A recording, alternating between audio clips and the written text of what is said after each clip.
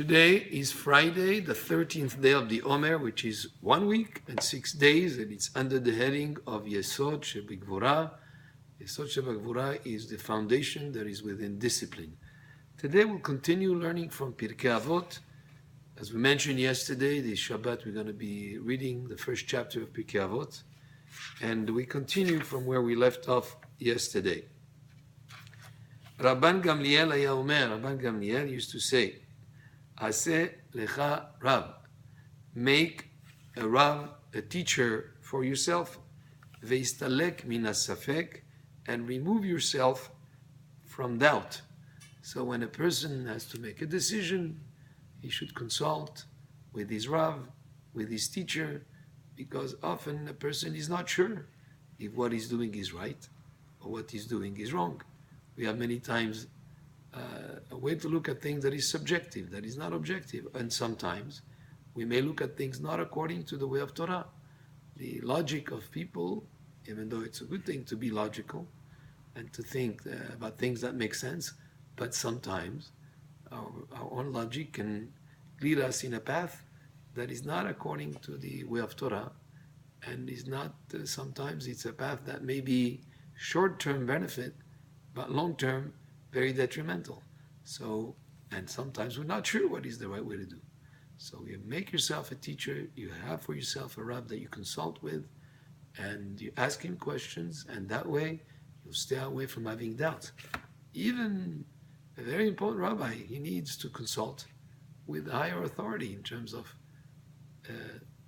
certain situations that he needs to get a ruling on, or even if he knows the answer, if it's something that has to do with himself, something subjective, he might be swayed by subjectivity, and therefore it's better to ask the Rav that you have as your Rav, even for Tamid Chacham, and that way he would stay away from having doubts.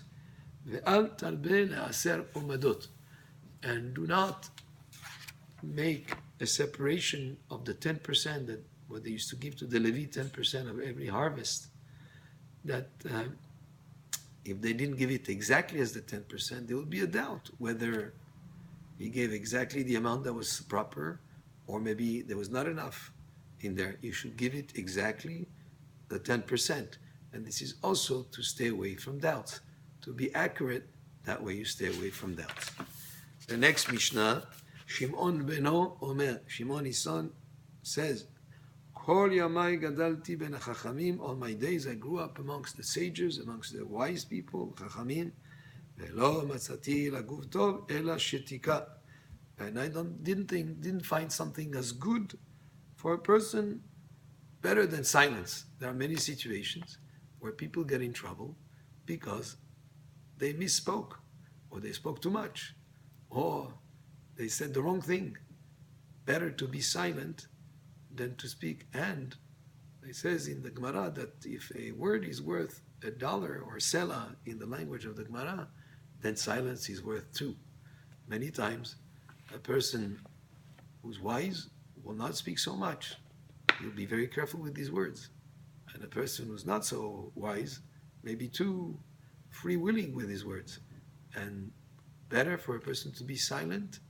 And there are other situations. For instance, if someone offends you, and even if you feel the urge to respond in kind and to offend back, no, you'll be better served. It'll be much better for you to be silent rather than to respond in kind to an offense.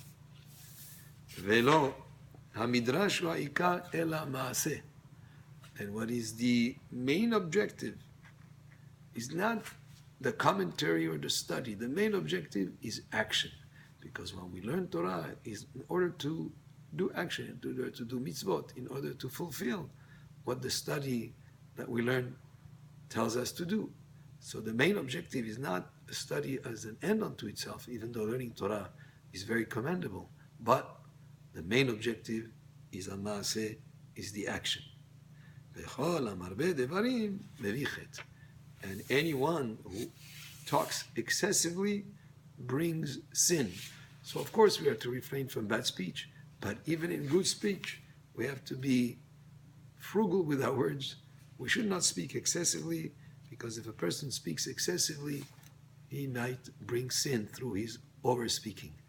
And one of the greatnesses of Rashi, the commentator of the Torah and the Mishnah and the Gemara, his commentary is incredible, but one of the greatnesses of Rashi is that he says so much in a few words. Harambam also says that when you teach people, you should always find a way to say the idea that you want to deliver in as succinct a way as possible, in as definite a way as possible, with the least amount of words and least amount of statements, not to be verbose. And if a person is verbose and speaks excessively, that could bring sin. And these were the two Mishnayot from Pirkei Avot of this coming Shabbat, the first chapter of Pirkei Avot. Shabbat Shalom, Baruch Adonai Le'olam, Amen ve'amen.